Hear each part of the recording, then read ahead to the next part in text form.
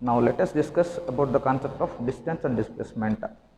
Generally, distance is nothing but the actual length traveled by the particle, that is we call it as the distance traveled by the body or the distance traveled by the particle.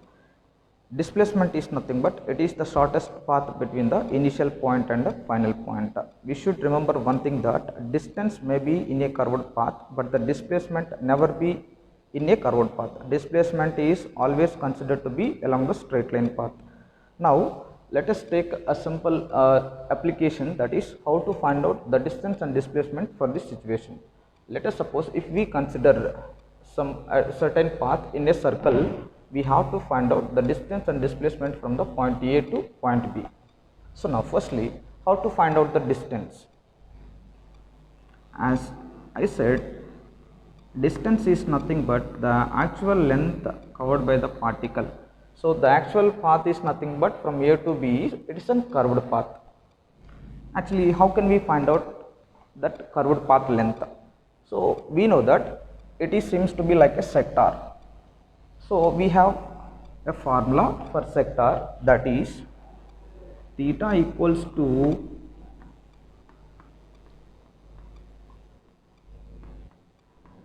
arc length by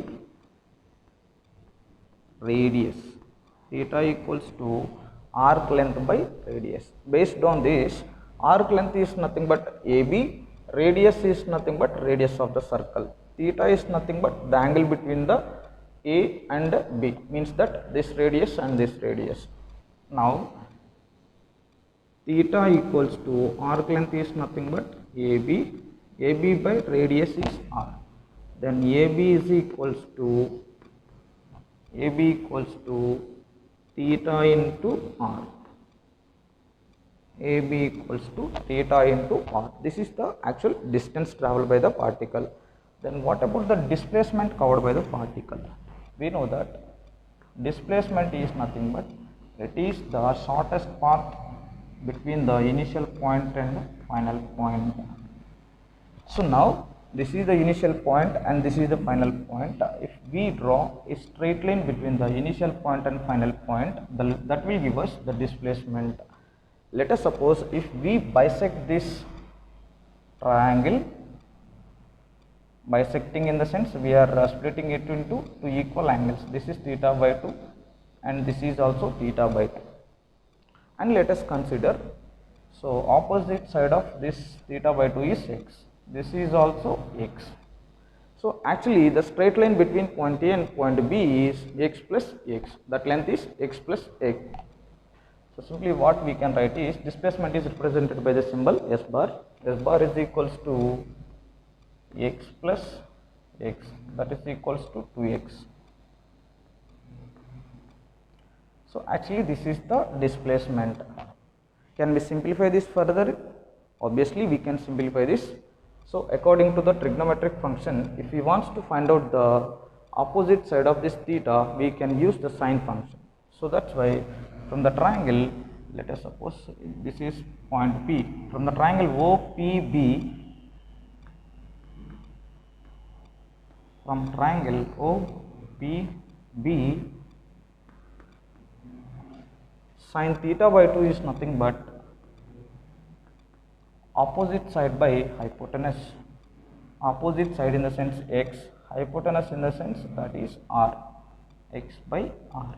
So from this we can find out the x value. So that's why I send this r into this side. Then x is equals to r into sine theta by 2.